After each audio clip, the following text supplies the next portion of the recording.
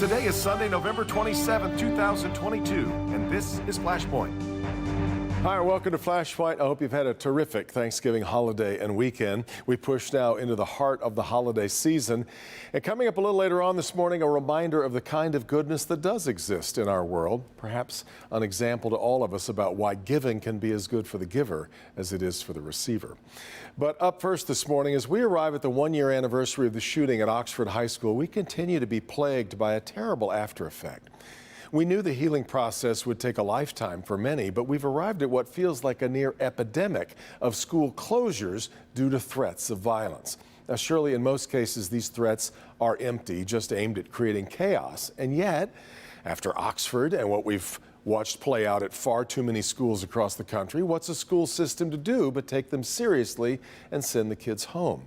I hesitate to call it a fad. That sounds too benevolent, but what is this? Coming up, are there any remedies for these sad and frankly tasteless threats? Also today, record crowds at the DIA.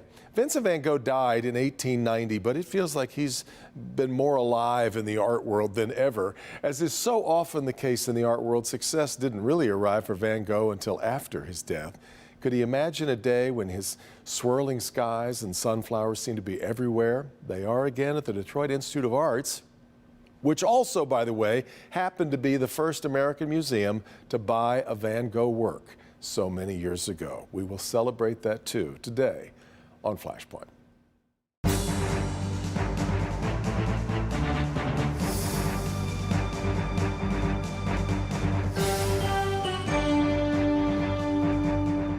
All right, the kids have had a few days off from school for the Thanksgiving holiday, and that's finally meant a few days off for administrators and law enforcement as they try to deal with this plague of threats against schools.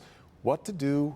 What to do? Let's talk about it with the Oakland County Sheriff, Mike Bouchard, and the Superintendent of Ferndale Schools, Dr. Bobby Hayes Goodrum. Ferndale's middle school and high school know this problem too well as, right now, too. But, Sheriff, let me start with you. You have distributed a message from both you and the county prosecutor.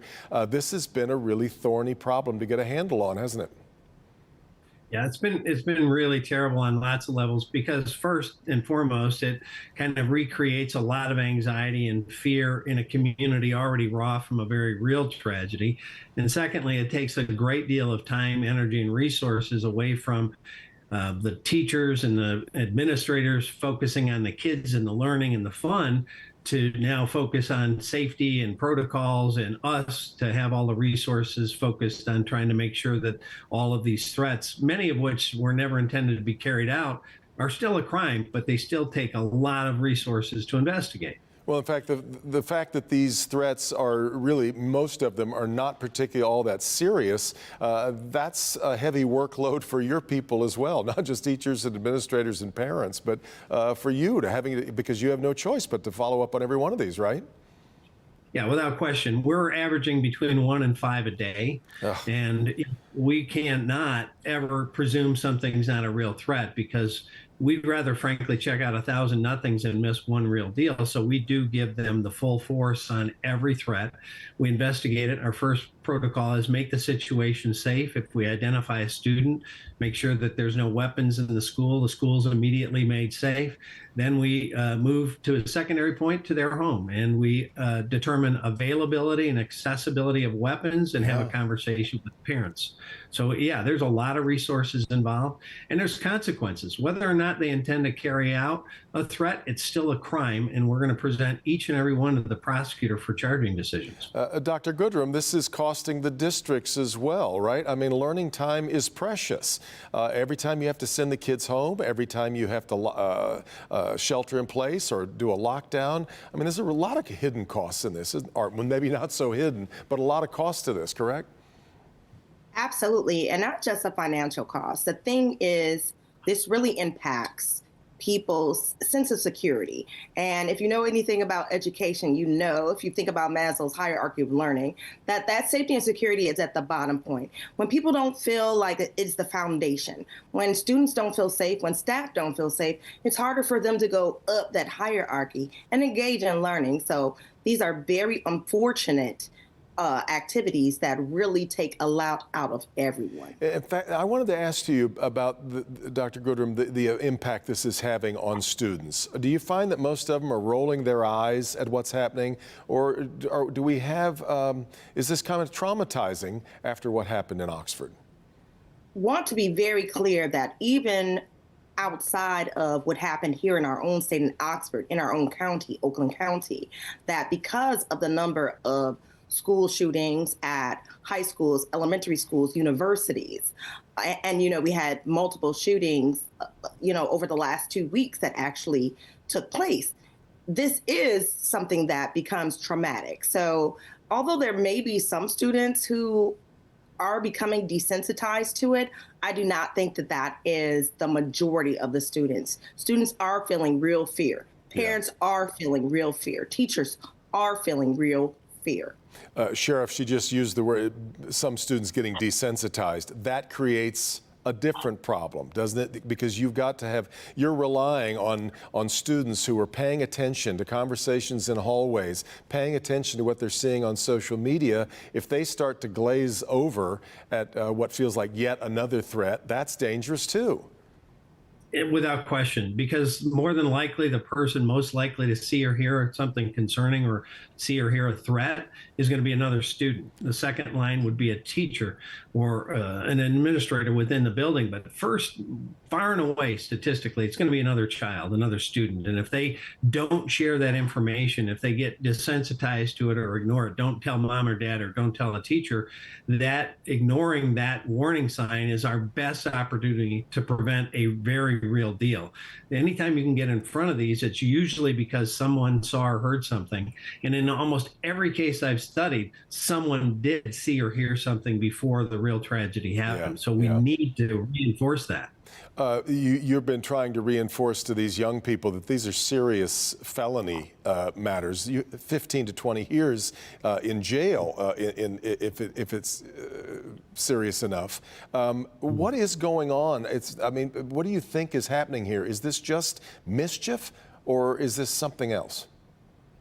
Well, I think it's a mix. Some people, and as bizarre as it is, still think it's a joke. It's not a joke. It's terrorizing and it's criminal. Number one, sometimes they think they can get out of school or miss a test or whatever the case may be. They've got to pause and think. And that's where we really need to engage the parents to talk to their kids on that two-pronged message. First, if they see or hear something, tell mom or dad, tell the teacher. Second, make sure that they and their friends understand that any threat of any kind is criminal and there will be stiff consequences for it. Dr. Goodrum, what impact is this having on teachers? You and I were talking off the air before we started. None of you got into education because this is what you wanted to deal with. What kind of toll is this taking on among the educators? It takes a significant toll because as we are all human. Our teachers are all human. They are worried about their own safety, and they are charged at that moment in time with making sure that our students feel safe and secure. And so then, as we have had lots of opportunities to reflect in the aftermath of these types of threats, really taking the time to think about how can we do a better job to ensure that we as staff feel safe and that we have the tools that we need in order to help our students feel safe in the midst of this type of activity. Yeah. Sheriff, I've only got about 20 seconds left. This famously is a case that's being taken now against the parents of the shooter in Oxford. Can you see that being extended to threats being made? Is it time for that? Yeah, I think certainly there's some responsibility for some of the costs associated. If you are not, as a parent, doing some basic teaching and setting boundaries for your kids, I think that's certainly a conversation that needs to be had. Mike Bouchard, Sheriff of Oakland County, and Dr. Bobby Hayes Goodrum, who is the superintendent of Ferndale Schools. We wish you all the best in the coming school year as kids head back to school tomorrow. But thanks so much for the time today. Thank you for having us. You bet. We come back, we'll talk about the crowds at the DIA, thanks to Vincent Van Gogh. This is Flashpoint on Local 4. Inflation has made food too expensive for some families to afford. After paying for housing, paying for health care, paying for transportation, there may be very little money left for food. With food insecurities on the rise, Forgotten Harvest is there to answer the call. We're working to feed over 700,000 people this year. We want your support to feed our neighbors in need. Act now and show your support at ForgottenHarvest.org, and together we can end hunger. Think as if it were you on the other side. If I see something good around the country, we're adopting it. It's hard. We are really, really close to a tipping point. That is astronomically insane. Solutionaries, the creative thinkers and doers working to make the world a better place. Subscribe at youtube.com/solutionaries. It's Detroit's #1 Black Friday mattress sale, and it's at Gardner White. Save an extra $800 on our huge selection of Beauty Rest mattresses. In stock with free same-day delivery. Plus, save with 0% financing up to 60 months. Like Beauty Rest Black as low as $1 a day. Guaranteed in stock. Plus, free TVs, free MasterCards, and a bonus $100 MasterCard. Save on Sequel Queen just $9.99 with free Power Base. It's the biggest Black Friday in our history. Save now at Gardner White. When you have concerns and want to be heard, getting out here and meeting our viewers, talking about the problems they're having in their communities. Help Me Hank is there. We had an opportunity to connect with many people here in the heart of Allen Park. There's a lot of women out there that are struggling with health care. Our road construction, our insurance premiums through there. It's crazy. I want to help you solve those issues. We might be in your community very soon. Help Me Hank is ready to hear you out. Expect more from Help Me Hank on Local 4 News. Welcome back. It has been a packed house at the DIA these last few weeks thanks to America's love affair with Vincent van Gogh. 74 works by Van Gogh showcased by the museum that famously saw something in his work long before many others. And Jill Shaw is here to talk about the show she curated, Van Gogh in America. I think congratulations are in order, Jill. Thank you. You knew that this was going to be popular. In fact, we would argue that Van Gogh is probably the most popular artist of the great masters in America, wouldn't we? I think it's safe to say around the world, not just in the United States. And yet, have you been a little overwhelmed by the response to this so far? It's all I could have dreamt of, frankly, as a curator of an exhibition of this scope and the size, that I really feel honored to have been a part of it. And it's all I could have dreamed of, frankly. 74 works owned by 60 different owners. Can you give me an idea of what kind of logistical nightmare this was to pull off and assemble? This is a ton of work in one place. It's a lot of work from a lot of different places around the world, from Sao Paulo to the Netherlands, Denmark. And, you know, we have an excellent team at the DIA that really works to, on all of the logistics to get the works from point A to B, and sometimes to C and D, depending on layovers on planes. And, but we've worked really hard to get all the works here.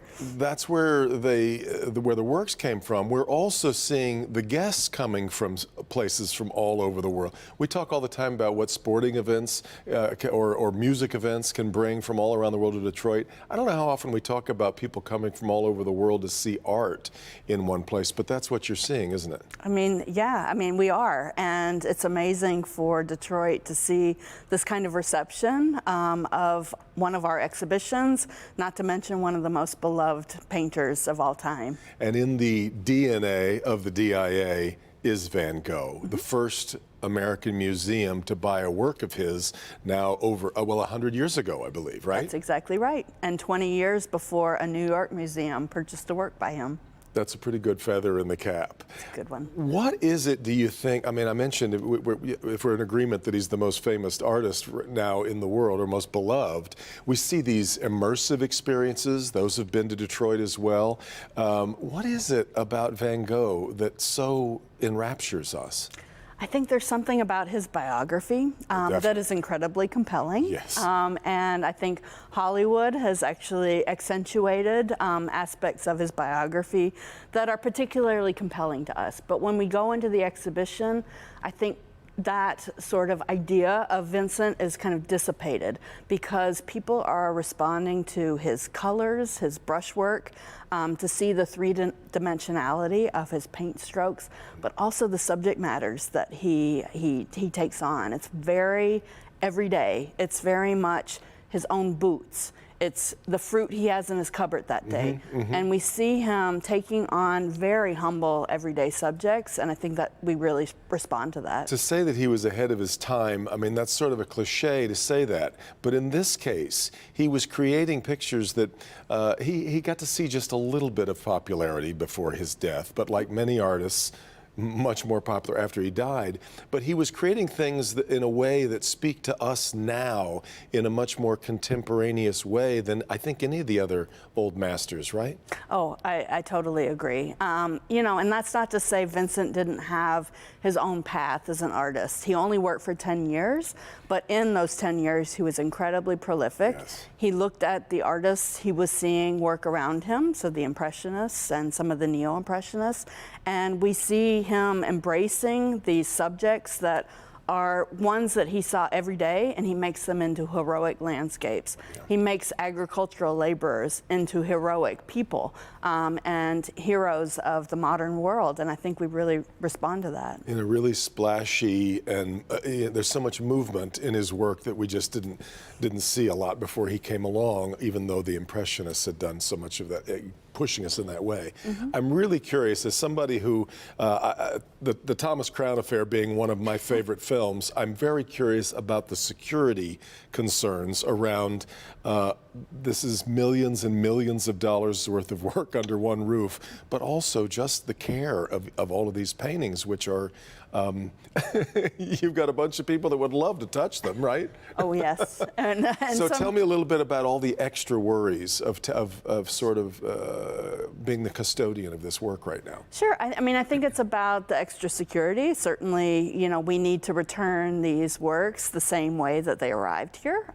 So that's of crucial importance to us and to me as a curator who wants to ensure that these works of art are available to visitors for the test of time.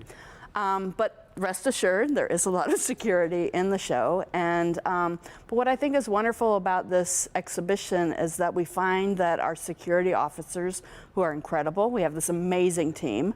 They have silent alarms, so they know when to very gently go over to people and ask them to move away from the works of art. But yeah, but even a little behavioral, you'll be asked not to, you can't wear a backpack in. We don't want somebody bumping into something or right? I mean, there's little steps like that too, extra precautions that you don't usually take. Absolutely, yeah, and I think that was a concerted effort with this exhibition to ensure that security is at the utmost, but also if you think of your own personal experience walking into an exhibition where you kind of got to use your elbows to get through, it's kind of nice not to have to wear your coat or carry a bag. That's very true. But you also have a lot of people who don't go to a lot of exhibitions, are not necessarily familiar with a lot of protocols because everybody is so captivated by this. Lastly, there's been, I think, looking at the popularity of this, it runs until the end of January, middle of January. Some people have wondered, might it be extended? You can't possibly, can you? You can't get the agreements together with 60 owners. I mean, we could try, but this is truly once in a lifetime. And this exhibition was already postponed because of the pandemic. To go back to the 60 lenders again for an extension is, it's a tough bar to match. So just know, if you want to see it, you need to make plans to see it. Lastly, do you have can you pick a favorite work from this exhibit? It changes every day. I figured as much. I have a top 5 that circulate, and they seem to be changing. Well, that says a lot about it when you can't, that's how much greatness there is in it. Jill, congratulations on the success of it, and thanks so much for spending time with me. Oh, it's my pleasure. Thanks for having me. You bet. We come back, a real example set for this season of giving coming up on Flashpoint on Local 4.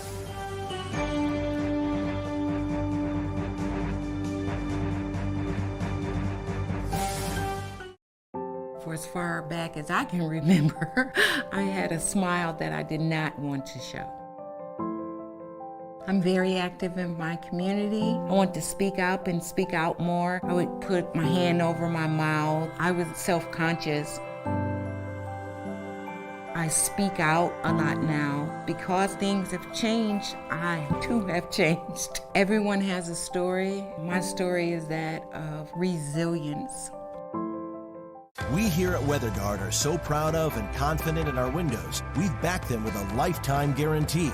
Our industry-leading quality and craftsmanship are engineered into every window, and our #1 priority is your satisfaction, which is why we stand by our windows 100%. For a limited time, buy one window, get one free, plus 0% interest for 5 years. Our windows, your satisfaction, guaranteed for life. WeatherGuard. We protect your home. Welcome to DraftKings Casino, the home of blackjack. Get in on the thrill of the hit, the split, the double down. Enjoy the largest library of blackjack games in the industry at your fingertips. Spanish 21, live dealer, vacation blackjack, retro blackjack, and much more. Download the DraftKings Casino app, use the promo code, and get $50 in free casino credits when you deposit $25. Action's so good, why play blackjack anywhere else? Familiar highway, lined with leaves turn brown, making my way back into my hometown. Funny how this all looks different, but it feels the same. Like how life never stops changing, but some things never change.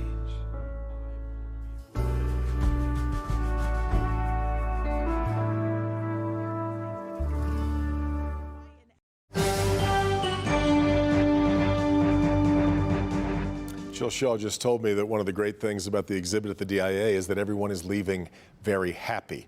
Such is the power of Vincent van Gogh. It's also the power of the holiday season. As we head into the heart of this holiday season and the season of giving, I wanted to return to a story from earlier this year, a story that perhaps you saw, but worth revisiting. Detroiter June Walker had done everything to turn her life around. She finally thought the American dream was within her grasp until a scam artist took a wrecking ball to that dream. But out of nowhere, an act of amazing kindness turned it around. This is June Walker's house, or at least it's about to be. She's lived here for about 4 years and worked her tail off to make the payments on a rent-to-own plan. When I made that last payment, I just knew I had arrived in America. The American dream, right? I got it. I did it, and I did it legally. Did it the right way. Or so she thought. Turns out the guy who said he owned it didn't, and he was gone. Way too common. It's pretty easy in Detroit to find a vacant house, and you heard about the condition of her house. You know, change the locks, get a key, and find someone on a street corner say you need some housing. When June moved in, there was no front door, no plumbing, and a basement full of water. But she saw a home and turned it into what you see today. The crook took off, and the company that actually owned the house sent June an eviction notice. Unfair? You have no idea. You had turned everything around. Yeah, and it took work, you know, because I've been homeless 7 times in my lifetime. A drug addict, 36 years, and got clean, got my kids back, went to graduate school, got a master's degree in paralegal studies. You know, so I'm saying, okay, finding out to do it the right way is a whole lot better and easier. A 10-minute ride away, I was sitting at lunch with the man who was about to change June's life. June, thank you so much for your time. NBC had come across June Walker and ran a story on their website about the Detroit woman losing her house to a scam. News came that an anonymous donor in Texas had read her story and wanted to make it right. He wanted to pay the $45,000 the owner now wanted for the property. He was anonymous to June, but not to me. It's amazing, Jerry. I'm so proud of you.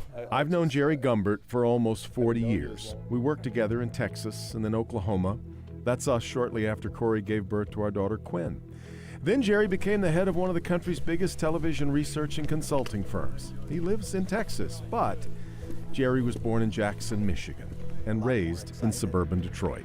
I feel thankful that I can give back to the city of Detroit in a way. I've been gone for 50 years, and to give Miss June Walker back the house that she deserves and rightfully owns is boy, that's a once-in-a-lifetime opportunity, and I'm going to seize it today.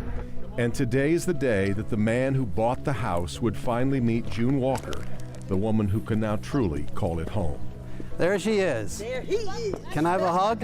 Yes, you can. It's good to How see are you. you? Good to meet you, So finally. glad to meet you. I'm so glad. Thank you so much. Thank you, thank you, thank you, thank you. I love you. Look at you.